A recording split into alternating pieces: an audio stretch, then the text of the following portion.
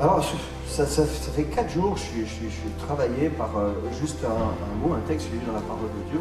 Et s'il fallait donner un titre aujourd'hui, je dirais simplement que quand on parle du plan de Dieu pour ta vie, ben le plan de Dieu, c'est très fort, c'est le plan de Dieu. Parce que dans la Bible, il est dit que lui, c'est le divin architecte. Et l'architecte, c'est celui qui fait un plan. Regardez les textes comme Hébreux 11. On connaît tous Hébreux 11, verset 1er où il est question de la foi. Mais versets 8 à 10, je vais le lire, il est dit, c'est par la foi qu'Abraham a obéi lorsque Dieu l'a appelé et qu'il est parti pour le pays qu'il devait recevoir en héritage. Il est parti sans savoir où il allait. Ça, on aime le dire. C'est par la foi qu'il est venu s'installer dans le pays promis, comme dans un pays étranger. Il y a habité sous des tentes, ainsi qu'Isaac et Jacob, les co-héritiers de la même promesse. Car il attendait la cité qui a de solides fondations, celle dont Dieu est l'architecte et le constructeur. C'est-à-dire qu'il a fait les plans, il est architecte, et il construit cela. Alléluia. Amen. Donc il est question des pères dans la foi, mais ces pères dans la foi, ils n'ont pas fait n'importe quoi. Ils ont suivi le plan que le divin architecte avait déjà tracé. Et là, on peut dire Amen à cela. Amen. Et moi, ma prière, c'est que tous mes actes soient selon le plan que le divin architecte a tracé. Et ça, c'est la marche par la foi. Ce n'est pas la marche par mes idées pour me faire du bien ou pour avoir une promotion ou pour vivre d'autres choses. Et la foi est basée sur la parole de Dieu. C'est pour ça que je dois la lire et la connaître. Un architecte, parce qu'il est divin architecte, c'est une personne qui conçoit les plans d'un bâtiment, mais en plus, il dirige l'exécution. C'est vrai ou pas vrai, Amel? Tu sais ce que c'est qu'un architecte. Tu travailles dans un bureau. Tu sais. Donc l'architecte fait les plans, mais il ne se contente pas non plus de te donner les plans. Seigneur, je suis sauvé, tu as un plan pour moi. Mais tout le reste de ta vie, il va te montrer son plan. Et c'est à toi de lire son plan. Et cet architecte-là, il sous-traite le travail à d'autres architectes. Il a besoin de collaborateurs. Mais ces architectes ont besoin du plan divin, afin que le divin architecte puisse voir son œuvre s'accomplir ici sur terre. Et l'apôtre Paul, lui, il va reprendre ce terme d'architecte à un moment donné. Dans 1 Corinthiens 3 au verset 10, il est dit ceci: « Cependant, conformément à la grâce que Dieu m'a donnée, j'ai posé le fondement comme un sage architecte. Et un autre construit dessus.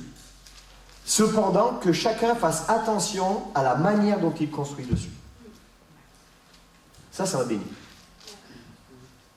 Dieu est le divin architecte, mais l'apôtre Paul se qualifie lui-même d'architecte, de maître d'œuvre.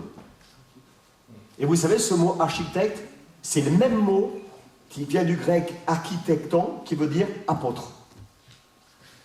Waouh! C'est le même mot qu'apôtre. Et souvent on le voit architecte et souvent on le voit apôtre. C'est comme si Dieu lui-même donne des plans à certaines personnes dans le but de reproduire le ciel sur terre. Que ta volonté soit faite sur la terre comme elle est faite dans le ciel. Oh, waouh! Ça ne donne pas un sens à ta vie, ça? Tu vois à quoi tu sers? Pas à chauffer une chaise, mais voir quel est le plan de Dieu pour ta vie et de reproduire le ciel ici sur terre. C'est-à-dire, c'est comme pour un architecte. Il reçoit une idée et ça suscite des personnes autour de lui pour réaliser le projet. Un architecte tout seul, il ne peut pas réaliser un bâtiment. Il a besoin du maçon, il a besoin du carreleur, il a besoin d'un électricien, il a besoin de quelqu'un qui pose les moquettes, etc., etc. Donc son projet, c'est le ciel sur terre. Et donc on peut parler de ministère apostolique d'architecte, comme vous voulez. On doit chercher nous-mêmes, nous devons chercher. Et notre temps devrait être non pas de résoudre nos problèmes sur terre, mais de dire, Seigneur, quelle est ta volonté à toi dans le ciel? Qu'est-ce qu'il a déjà fait afin que moi-même je puisse le manifester sur terre? Et là, nous devenons des collaborateurs avec le divin architecte. Ça vous plaît? Il n'y a pas de chômage ici. Tu as déjà un diplôme d'architecte. Tu as juste à apprendre à lire le plan pour réaliser les projets du ciel. Parce que ces projets, lui, il les a puisés dans le ciel. Dieu nous aime énormément, mais il n'a pas puisé ses projets sur terre. Donc si toi, tu veux réaliser ces projets, ne puise pas sur terre. Et le piège du diable, c'est t'occuper avec tous tes soucis sur terre ici et tes projets sur terre afin que tu ne puisses plus en lui. Et tu peux passer une vie qui va être un non-sens à résoudre tes problèmes les uns derrière les autres. Alors qu'il fallait juste que tu regardes en haut, que tu lises le bon plan. Dans Romains 14, au verset 17, il est question du royaume de Dieu. Il dit, ce n'est pas le manger et le boire, mais la justice, la paix, la joie par le Saint-Esprit. Donc nous avons besoin du Saint-Esprit. Ça ne veut pas dire qu'il faut plus manger et plus boire. Mais ce qui va être en premier dans notre vie, c'est d'accueillir le Saint-Esprit. Et alors, quoi qu'il puisse être vécu en dehors, je vais vivre cette paix, cette joie et cette justice. Je sais que je suis en relation avec lui. Alléluia. Là, vous devez dire au moins Amen. Amen. Marie-Flore, si tu dis Amen, je te donne 2 € chaque fois que tu le dis. Tu dis pas plus de 2 fois. Hein. Tu prêches ça en Afrique, tout le monde se lève. Ah, tu prêches ça en France? Ouais, je vais relire à la maison. C'est-à-dire que le Saint-Esprit a sa place, une place centrale. Non seulement dans l'église rassemblée, mais dans l'église quand toi, tu es l'église chez toi et dans ta famille. La plupart de mes problèmes, mes difficultés, ont vu la solution a été donnée dans la prière. Vrai ou pas vrai, Marie-Claire? Alors que nous voulions faire certaines choses, le Seigneur nous montrait d'autres choses. Parce que moi, ma vision était humaine, bien souvent. Et je restais focalisé sur ce que je voyais. N'oublions pas, le pire ennemi de la vision, c'est ce que tu vois. Et ce que tu vois, ça ne prend pas forcément sa source dans le ciel. À moins que tu fréquentes que des personnes qui cherchent dans le ciel. C'est pour ça que j'aime fréquenter des personnes qui servent Dieu, qui cherchent dans le ciel. Et nous cherchons ce que Dieu veut ensemble, dans le ciel. Amen? C'est par le Saint-Esprit. C'est comme l'unité, c'est par le Saint-Esprit. C'est pas l'un enlève et l'autre rajoute et on est ensemble. Ça, c'est le compromis. C'est Esprit de Dieu, qu'est-ce que toi tu veux? Alors, on doit laisser la place au Saint-Esprit, afin qu'il ait sa place, et on le verra aux fruits. Parce que le fruit, c'est la paix, la justice, etc. Galate, vous connaissez. Mais, et cela, c'est exactement les traits de caractère de l'épouse de Christ. Incroyable. Pourquoi? Parce que l'épouse, c'est une épouse victorieuse. C'est une épouse joyeuse. Peu importe ce qui est vécu sur la terre. Moi, je suis effaré. Effaré. Le Seigneur revient bientôt, c'est vrai. Mais je suis effaré de voir des églises ou des chrétiens qui passent leur temps à regarder tout ce qui se passe autour pour créer comme une panique. Jusqu'à en oublier de ce que Dieu veut pour son épouse aujourd'hui. Comprenez ce que je veux dire? Je dois m'inquiéter de ce qui se passe, bien sûr. Mais au lieu de prendre ça comme un fardeau, je te remets ce fardeau-là, tu t'en occupes, et moi je rentre dans les œuvres préparées d'avance. Et alors, chose surprenante, les œuvres qu'il a préparées d'avance amènent la solution aux problèmes du monde. Amen. Je ne vais pas adapter l'Église au monde. Peu importe ce que le monde vit, je cherche sa face, et il me révèle ce que lui veut, je mets en route, et chose surprenante, ça correspond à la réponse du monde, que le monde a besoin. Amen, amen. Amen. Ça vaut le coup. Et c'est comme ça que Christ équipe son Église. Et en soi, Christ équipe son Église pour qu'elle soit une Église glorieuse. Mais il en dirige l'exécution. Parce qu'il est le divin architecte. Et je ne peux pas faire l'économie de chercher sa face. Et je ne peux pas faire l'économie, à un moment donné, de laisser mes sentiments, mes émotions, pour dire, Seigneur, mais qu'est-ce que toi tu veux? Sinon, ma vie est dirigée par mes sentiments, mes émotions. Et l'apôtre Paul, dans 2 Corinthiens, on va le voir, il a ce plan de Dieu pour établir l'Église, et il va mettre en garde contre les faux apôtres. Il est tellement conscient du divin architecte, qu'il est conscient aussi, et il met en garde contre les faux apôtres. Ça existait déjà. 2 Corinthiens 11, versets 12 à 15. Quand j'ai lu ce texte-là, ça m'a surpris. Verset 12, à partir du verset 12. J'ai agi ainsi, et je le ferai encore, pour enlever toute occasion à ceux qui en cherchent une de se montrer nos égaux sur un point dont ils se vantent. Ces hommes-là sont de prétendus apôtres, des ouvriers trompeurs, déguisés en apôtres de Christ. Et ce n'est pas étonnant puisque Satan lui-même se déguise en ange de lumière. Il n'est donc pas étrange que ses serviteurs aussi se déguisent en serviteurs de la justice. Leur fin sera comme leurs actes. Et là, il y a 2 sortes de personnes.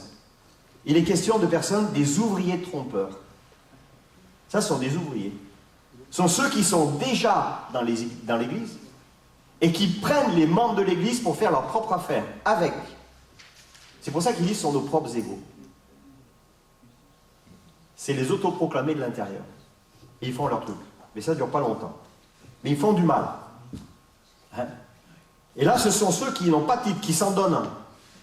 Alors on le sait, tu as les pasteurs, tu as les bishops, tu as les apôtres, tu as les prophètes. Et là, je suis encore effaré sur les réseaux sociaux. Oh, j'avais amené une image. J'ai un gars là, une photo d'un gars, je l'ai montré à Marie-Claire, c'est surprenant. C'est un apôtre. Et quand on va sur son site et qu'on cherche un peu par endroit, il est devant une salle vide. Il est bishop. Je lui dis, fais gaffe, si tu continues, tu vas devenir trichop. Et si tu as beaucoup de shops, tu vois, un centre commercial bientôt, ça va être dangereux. N'est-ce pas? Mais ça existe, ces gens-là. Et ça existait déjà du temps de l'apôtre Paul. Hein? Donc, et il y a ceux aussi qui se donnent des titres, là, qui ne sont pas invités dans les églises parce qu'ils ne sont pas reconnus, mais qui vont de lieu en lieu pour séduire les gens. Et ça existait déjà. C'est pour ça que l'apôtre Paul, qui a ce fardeau, que l'Église de Christ soit conforme au plan du divin architecte, va mettre en garde les Corinthiens. Amen. C'est une mise en garde d'amour. Parce qu'il y a la séduction. Et on ne va pas rester longtemps sur ce texte-là. Hein? Et ces personnes-là, on les reconnaît souvent, elles critiquent l'Église, les ministères, ils demandent des offrandes. Hein? Ils s'enrichissent. Et c'est ce qui se passait déjà. C'est pas étonnant que Satan lui-même se déguise en ange de lumière. Il n'est donc pas étrange que ses serviteurs aussi se déguisent en serviteurs de la justice. Leur fin sera conforme à leurs actes. Alors que le divin architecte a donné son plan à son épouse. Parce que ce qu'il veut lui, c'est que c'est son Église soit bâtie. Éphésiens 3, verset 10. Ainsi, les dominations et les autorités dans les lieux célestes connaissent maintenant par le moyen de l'Église la sagesse infiniment variée de Dieu, conformément au plan éternel qu'il a accompli en Jésus-Christ notre Seigneur. Alléluia. Il est encore question de plan. Et le plan de Dieu, fallait que Christ vienne. C'était dans son plan. C'était dans son projet architectural. Amen, amen. Et il est bien dit conformément au plan. Et c'est dans ce sens-là où on peut dire que l'Église est une Église apostolique. Comme elle est un architecte, comme un architecte a un plan. C'est l'Église selon les plans d'architecte. Et qui agit selon ce plan. Et finalement, ça devrait devenir une culture d'Église. Alléluia. Et moi, je veux tout faire pour que ça devienne une culture d'église. Seigneur, c'est quoi ton plan? C'est quoi ton plan? Imaginez-vous un plan écrit déjà. C'est quoi? Montre-moi. Montre-moi dans ce plan-là. Montre-moi quel corps d'état je représente. Montre-moi quel est mon don. Montre-moi quel est mon talent. Moi, j'ai soif qu'on ait une chorale plus importante. J'attends des gens qui me disent « j'aimerais chanter ». On connaît des coachs vocaux. Tu veux chanter? Pas de problème. Tu vas prendre des cours, tu vas chanter. On a besoin des dons et des talents des autres. L'architecte, il n'a pas été simplement derrière son bureau, en train de faire un plan, et dit, Dieu voulant, il y aura des ouvriers. Il a prévu et il les envoie aussi. Amen, amen. Amen. Dieu est intelligent. Et c'est dans ce sens-là, je l'ai dit, je le répète, que l'Église devient une Église mandatée apostolique. Elle suit le plan de l'architecte, cette culture d'Église. Et c'est les membres qui participent à cette culture. Dans l'Ancien Testament, les prophètes recevaient de Dieu. Mais Jésus est venu et l'Église rentre dans son mandat. Elle lit le plan. Et elle met en route différentes choses pour l'exécuter. J'aime beaucoup Marie-Claire, quand elle a parlé de l'aide alimentaire, ça fait 20 ans cette aide alimentaire. Mais ça va grandir ces choses. Il n'y a pas que ça. Il y a des actions sur la ville encore. Hein? Et Jésus, il bâtit son Église, mais il l'a bâti avec nous. Pourquoi? Il va venir chercher son Église. Hello, dis à ton voisin, donne-lui un coup de coude pour qu'il se réveille. Dis-lui, il va venir chercher son Église. Et Jésus revient bientôt. Hein? Il revient. Jésus revient. Souvent, on n'entend plus ça dans l'Église, mais Jésus revient. Qu'est-ce que tu fais pour lui? Qu'est-ce que tu fais? Où sont tes dons et tes talents? Mais attention, quand tu arrives avec ton don, il faut travailler ton don.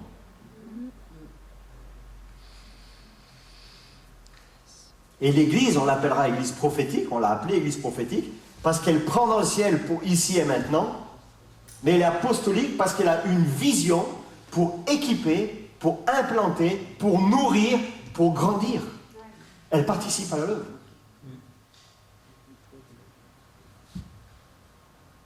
Je reviens à ce verset que nous avons reçu en début d'année. J'ai pu prêcher à Gagner, la salle était pleine, il y avait je ne sais pas combien de milliers de personnes, sur Ésaïe 43. Je me suis délecté. Vous savez pourquoi? Parce qu'il recevait cette parole. Waouh! Et j'ai développé les 3 points, que je redévelopperai plus en tête ici un jour. Ésaïe 43, versets 18 et 19, pour mon ami pasteur, c'est 2 versets que nous avons reçus ici pour l'Église en début d'année. Et il y a un secret. Ne pensez plus aux premiers événements. Ne cherchez plus à comprendre ce qui est ancien. On passe tellement de temps avec tout ça. Je vais faire une chose nouvelle qui est déjà en germe. Et le plan est déjà fait. On veut chercher quelque chose de... C'est déjà en germe. Et il dit, ne le remarquez-vous pas? Ça veut dire qu'il y a une invitation à chercher. Je vais tracer un chemin en plein désert et mettre des fleuves dans les endroits arides. Tu es dans un endroit aride, il y a un fleuve quelque part, tu as juste à le trouver.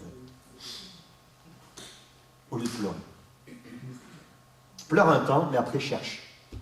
Amen. Parce que le plan de Dieu, c'est que son plan soit manifesté ici sur terre. Pourquoi? Mais je vais redétailler ça beaucoup plus tard. Lorsque son plan à lui est manifesté ici sur terre, le plan du diable est détruit. Amen. Amen. Ouais. Tu vas t'épuiser à essayer de détruire le plan du diable. Humainement, tu n'y arriveras jamais. Tu as juste à manifester son plan ici et ça détruit automatiquement le plan de l'adversaire. Dites alléluia. Oui, amen. Amen. Oui, amen. C'est bon, hein? Wow. Quand tu trouves un germe, tu détruis le plan du diable. Pourquoi il y a des réunions miracles et guérisons ici? Parce que c'est le plan de Dieu. Et parce que ça détruit le plan du diable, qui lui, il envoie la maladie. Il veut que les gens soient encore plus malades, qu'ils aillent peupler les hôpitaux. C'est pour ça que l'Église a une vision. Et c'est la vision du divin architecte. C'est pas pour avoir des réunions tous les 2 mois. Ça tiendrait que 2 mois, il y aurait tous les jours des réunions miracles et guérisons ici. Et j'oserais dire des fois, qui même me suit. J'ai un ami pasteur en Belgique. En 3 ans, son église a triplé. Vous savez quoi? Ils font des semaines miracles et guérisons. Quand un membre est touché, il en parle à son voisin. Et le voisin ne va pas chez le docteur en premier. Il vient à l'église, on prie pour lui. Alléluia. Et souvent, ils sont guéris. Et le guéri, il va chercher quelqu'un qui est malade. Et celui qui est guéri, il va chercher quelqu'un en bonne santé. Il dit, viens voir Dieu, tu en as besoin. Amen. Amen. Hello. Woo.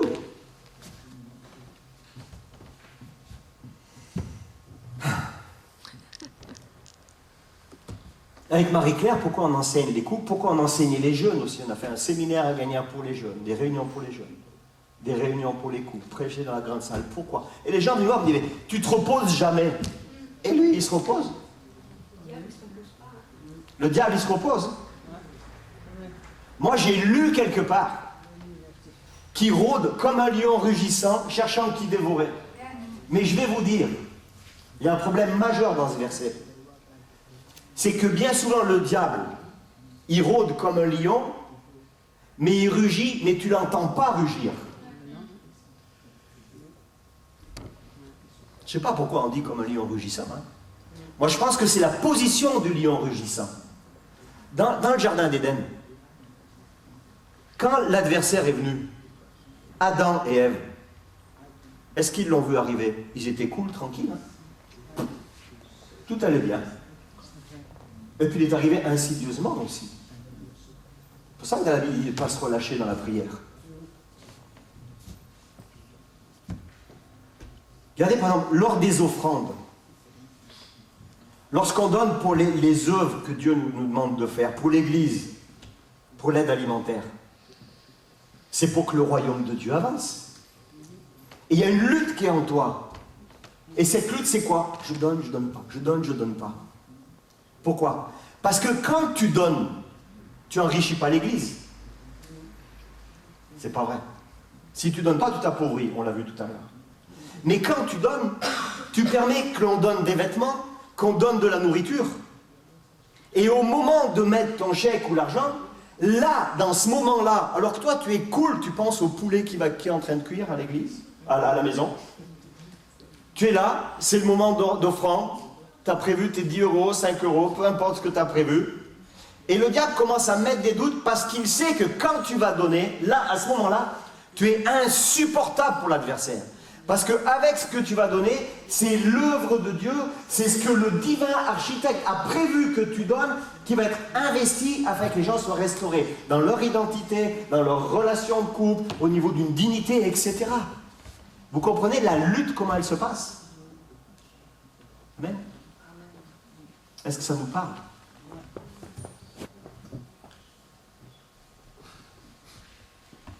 Il sait que si tu donnes, ses plans à lui vont être déjoués.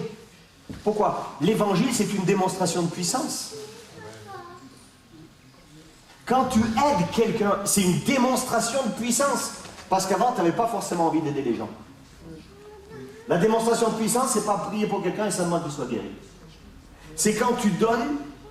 Moi, le jour où j'ai appris à donner, c'était vraiment une démonstration de puissance. Hein. Parce qu'il a fallu que Dieu change mon cœur. Avant, je comptais, tu sais, c'était avant l'an 2000, c'était les francs. C'était pas les euros encore. Mais je comptais. Avant d'inviter quelqu'un, je comptais.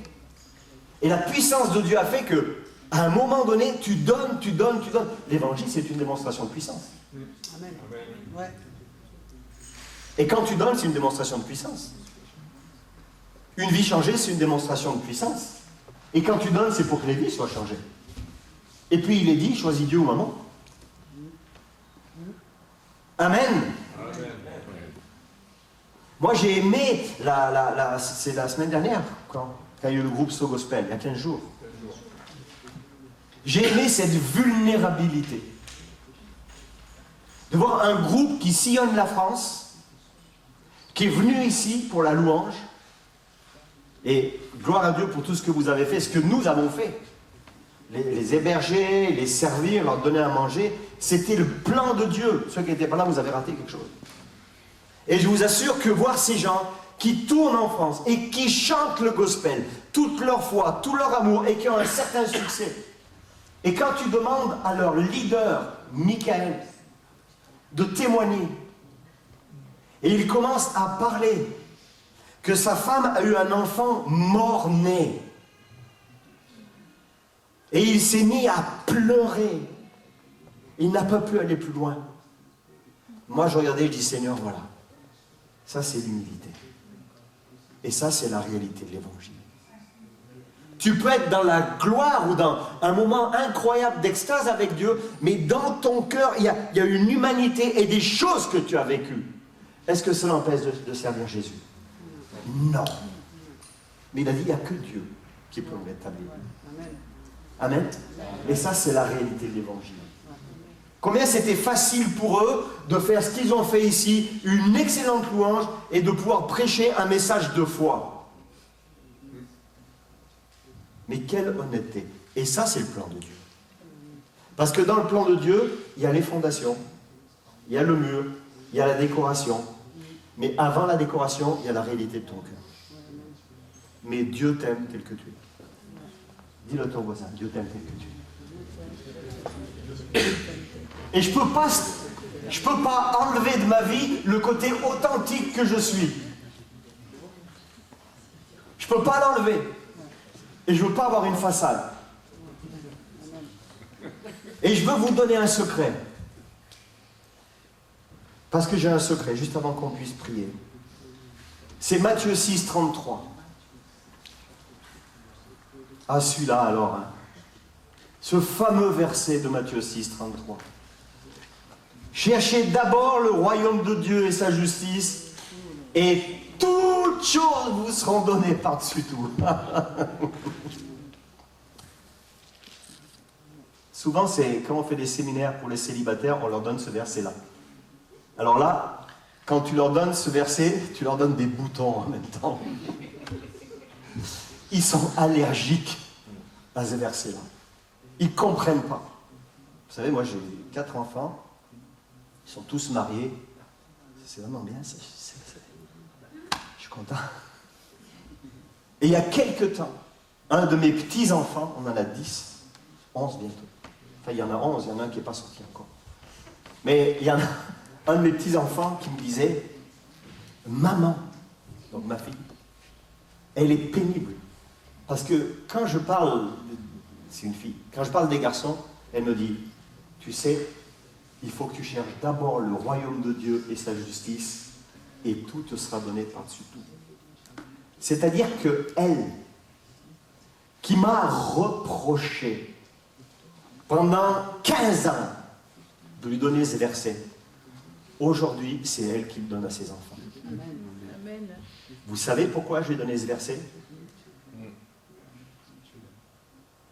Parce que c'était le plan du divin architecte. Et j'aurais très bien pu le garder pour moi, pour être en paix avec elle. Vrai ou pas vrai? Amen. Mais j'ai choisi de regarder le plan du divin architecte.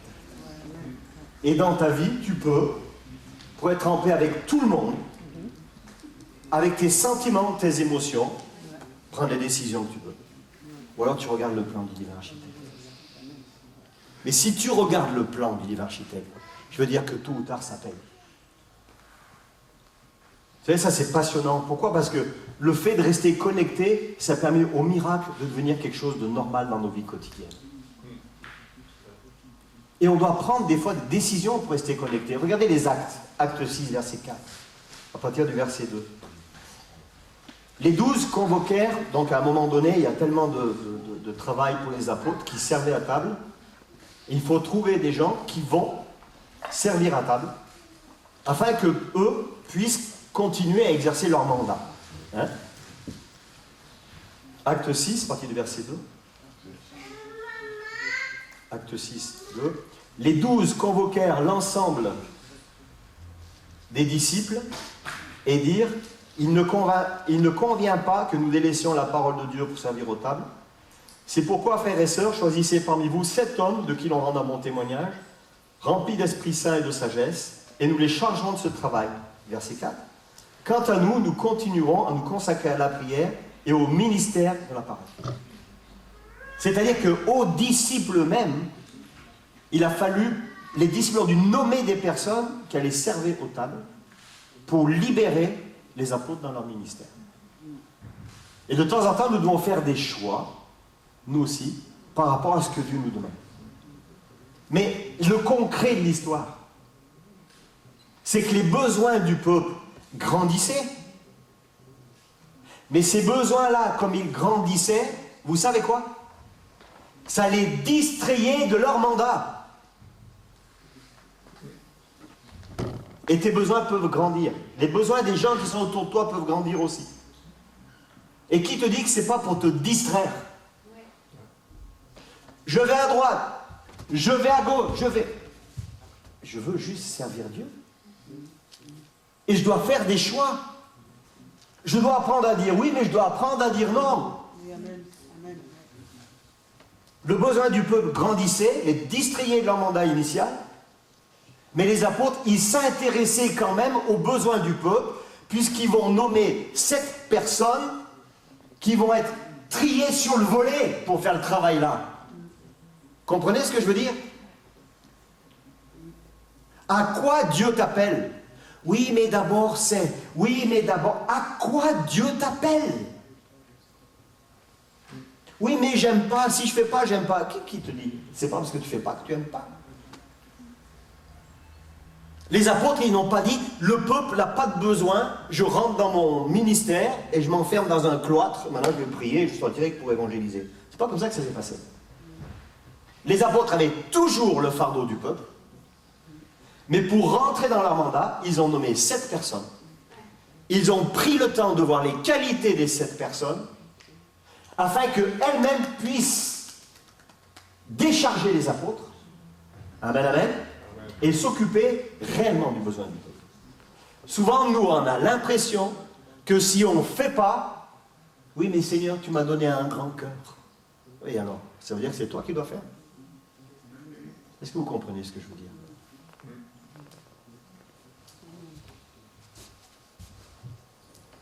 Et il me semble que le fait que les apôtres soient libérés dans leur ministère, ça permet un environnement qui permet le réveil. C'est quand je fais ce que Dieu a prévu pour moi que je suis dans ce mouvement-là de réveil. Amen. Amen. J'ai fini. Presque fini. Juste le secret. Et on va prier. Mais que ces versets que nous avons tellement entendus puissent retrouver leur sens premier. Cherchez d'abord le royaume de Dieu et sa justice. Et tout vous sera donné par-dessus. Que nous puissions chercher les germes. Que nous puissions lire ensemble les plans du divin architecte. Et le secret du secret. Et je termine avec ça en plus. Le secret du secret. Si moi je m'occupe de sa maison, lui il s'occupe de ma maison. Si moi je m'occupe de ses finances, lui il s'occupe de mes finances. Si moi je m'occupe de son image, c'est-à-dire à savoir ce que je vis et ce que les gens vont penser de ma foi et donc de Dieu quand ils me verront, lui va s'occuper de mon image. Amen. Amen. Si moi je m'occupe de ma relation avec lui, Lui, il va s'occuper de ma relation avec toi ou avec toi. Parce que de ma relation verticale dépend mes relations horizontales. Simplement. Et j'ai noté trois petites phrases trois petits mots qui m'ont vraiment plu. Dieu nous a formés.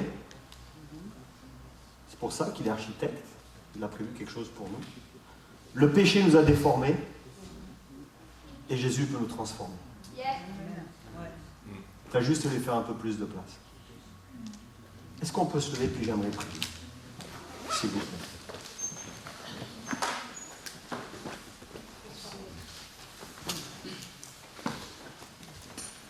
Et j'aimerais juste prier pour deux choses.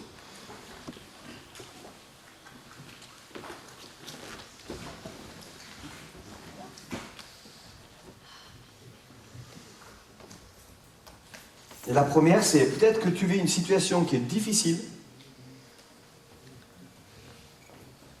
Et dans cette situation difficile, tu as juste besoin de relire le plan de l'architecte. Parce que lui, il veut manifester sa grâce et son amour. Parce que peut-être que dans son plan, il permet, et il permettra, puisqu'il est dit dans Ésaïe qu'il veut nous conduire au désert, dans des lieux arides.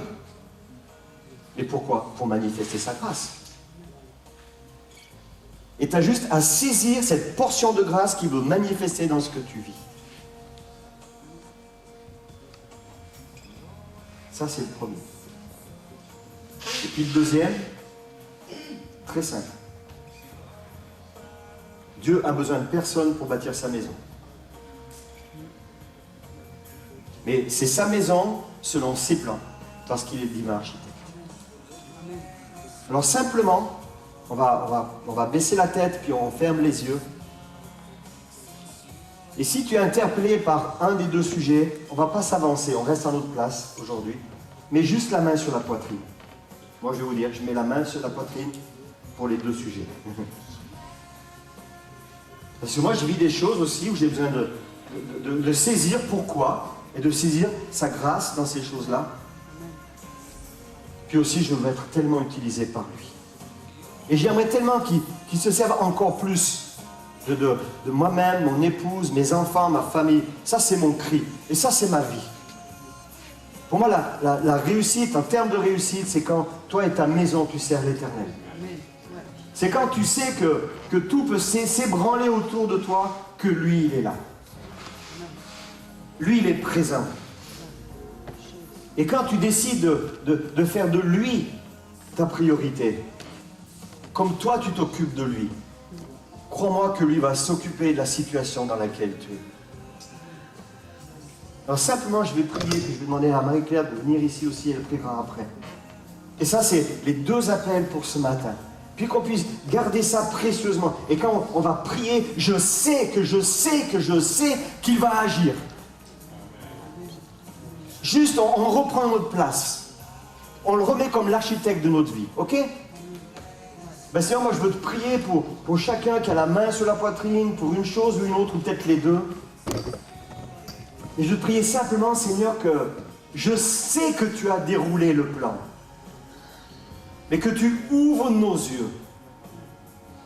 Peut-être pour savoir où on en est dans ton plan, mais aussi pour savoir que si on fait de toi notre priorité, alors tu l'as dit, et tu vas le faire, et tu l'as déjà fait, tu vas nous donner tout ce que notre cœur désire. Tout ce qui est prévu dans le ciel. Et quand on parle du cœur, c'est les entrailles. C'est pas notre cœur, nos sentiments, nos émotions. C'est pas une troisième voiture. C'est les entrailles, celles qui sont faites pour vivre pour toi. Là où nous sommes le temple et là où toi tu sièges. C'est tout ce que nos cœurs désirent.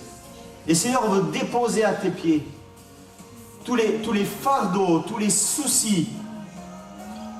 Et faites-le, tout le monde ferme les yeux, faites le geste de façon prophétique, comme vous pouvez vous baisser et déposer par terre, comme au pied de la croix, tout ce qui vous a empêché dans ces temps-là de chercher ce que lui voulait pour vous. Hein, des fois, là, on a parlé, les soucis viennent alors que tu t'y attends pas, puis ça te prend du temps que finalement, voilà, tu veux résoudre tout ça, alors que tu dois d'abord chercher sa paix, sa justice, sa volonté. Et alors, dans cette dimension, lui-même va s'occuper. Alors, déposons ce matin, déposez. Seulement, ayez le courage de vous baisser, de déposer. C'est un geste prophétique. Moi, je me baisse, je dépose des choses aux pieds ce matin. Et je sais que quand je les pose, ce n'est pas pour salir la croix, mais parce qu'il vit, parce qu'il agit, parce qu'il a tout pris à la croix, parce qu'il est Christ, parce qu'il est glorieux, parce qu'il est puissant, parce qu'il est le divin architecte et qu'il a un plan pour ma vie. Si on t'a tout déposé ce matin, si on vient remettre les priorités dans nos vies ce matin, Seigneur, que ton œuvre de guérison puisse commencer maintenant au nom de Jésus. Au nom de Jésus. Au nom de Jésus. Au nom de Jésus. Tu sais, il y a des personnes là, si on montre des personnes qui ont vécu des trucs là, et ça, ils ont dit, moi ça me prend la tête. C'est pour ça que tu as mal à la tête. Tu as dit, ça te prend la tête. Alors dépose, et le mal de tête va partir. Parce qu'il est mort pour ça, il est ressuscité pour ça. Et c'est lui qui donne le sens à ta vie. C'est lui qui donne le sens à ta vie. Puis l'autre appel, c'est le divin architecte cherche des personnes qui acceptent de collaborer avec lui. Dans son église, parce qu'il en a cherché une église glorieuse. Alors, est-ce que tu veux être de ceux-là, hein? Alors moi, je mets la main sur mon poitrine et je dis oui. Oh oui, moi je veux être de ceux-là. Waouh! Moi je veux, s'il se passe quelque chose, je veux être dedans. Hein? Seigneur, comme mon épouse t'a dit une fois, si on ne sert plus à rien, tu nous rappelles à toi. Moi c'est pareil. Seigneur, si je ne te sers plus à rien ici, ben écoute, hein, vite, on retourne à la maison. Et moi je veux être utile entre tes mains, Seigneur. C'est comme Josaphat. Dans l'Ancien Testament, il ne pouvait rien faire, mais ses yeux étaient tournés vers toi. Seigneur, nos yeux se tournent vers toi ce matin. Et on va être utile entre tes mains. Au nom de Jésus. Au nom de Jésus. Merci, Père. Merci, Père. Père, c'est devant toi que nous sommes. Et c'est vrai que le divin architecte, c'est toi, mais tu nous rends responsables. Ouais. Responsables de ce que nous faisons, de ce que tu nous as donné. Et Père, nous chantons « Je te suivrai, quel qu'en soit le prix ». Mais trop souvent, lorsqu'on voit le prix, on recule. On recule, on dit « Stop, ça suffit ». Mais Seigneur, on sait plus que jamais que ton Église avance. Et que si nous ne sommes pas dans cette dynamique d'avancer avec elle, alors nous serons comme éjectés par nos propres choix. Seigneur, nous ne voulons pas être éjectés. Nous voulons être dans cette dynamique de ce que vit ton Église. Nous voulons vraiment donner notre vie encore et encore. Et ce matin, simplement ce qu'on te dit, Seigneur, prends nos vies. Prends nos vies. Qu'elles soient utiles pour la gloire de ton nom. Qu'elles soient utiles pour que ton Église continue d'avancer dans ce que toi tu as prévu. Par la puissance du nom de Jésus. Nous ne voulons pas juste chanter, Seigneur, je te suivrai, quel qu'en soit le prix. Nous voulons le vivre, Seigneur. Nous voulons le vivre. Parce que toi, Seigneur, tu n'as pas regardé. Lorsque tu es mort sur la croix, tu es allé jusqu'au bout. Tu n'as pas regardé au prix payé. Et Seigneur, aujourd'hui, tu nous demandes d'arrêter de regarder au prix payé. Et nous voulons rester, Seigneur, à tes genoux. Et là, recevoir ta grâce, ta force, et aller plus loin. Et là, nous savons que nous allons voir ta gloire. Nous savons que nous allons voir ta gloire, Seigneur. Amen. C'est dans cette attitude-là d'humilité et d'attente et de travail pour ton royaume que nous verrons ta gloire. Merci, Jésus. Amen. Amen. Amen.